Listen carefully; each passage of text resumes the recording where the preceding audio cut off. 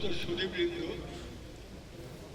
আমাদের কম্পিউটার প্রশিক্ষণের যে ব্যবস্থা কাঞ্চননগরের এখানে খোকন দাস মহাশয় করেছেন, তারই আজকে শুভ উদ্বোধন।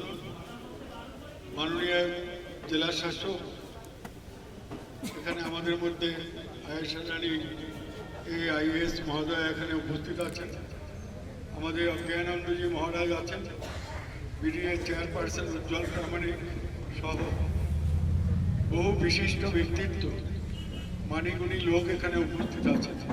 আপনারাও একটা বিষয় আমি শুধু, যেহেতু খোকন আগেই বলেছে মাধ্যমিক পরীক্ষা চলছে, মাইক্রোফোন ব্যবহার করা বা এ ধরনের সভা করাটা নিয়ম বিরুদ্ধই বলা চলে, তবুও আমাদের ঘেরা জায়গার মধ্যে অল্প কথায় সারতে হবে। আমি একটা বিষয় উল্লেখ করছি, বর্ধমান জেলা তথা বর্ধমান শহরে কম্পিউটার অ্যান্ড ইলেকট্রনিক্সের ক্ষেত্রে প্রথম যারা অগ্রদূতের মতো পায়োনিয়ার হিসেবে কাজ করেছিলেন লেখাপড়া শিখে, আমার বড় ছেলে তাপস সরকার ছিলেন তার অন্যতম, গৌতম দা ইত্যাদি এরা ছিলেন। বুঝতে পারি তো ব্যাপারটা কি, কিভাবে কি হচ্ছে না হচ্ছে। সেই তখন থেকেই কম্পিউটার নিয়ে ওর একটা অনুসন্ধিৎসা ছিল।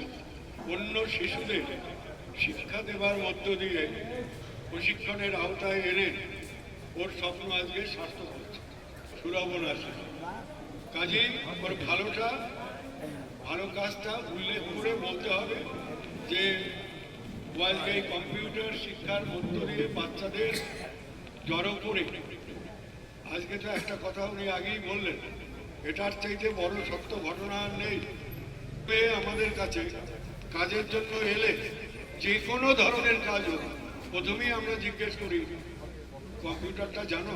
তখন থেকেই সেই আমাদের শোরুমে যেত, ছেলের সঙ্গে বসতো, বুঝতে চাইতো ব্যাপারটা, আজকে নিজেই সেটা করে উপস্থিত। আপনারা অন্তত একটা বিষয় অবগত হতে পারেন, ইতিহাসের বর্তমানে নিত্য নূতন করে নতুন নতুন ইতিহাস তৈরি হচ্ছে।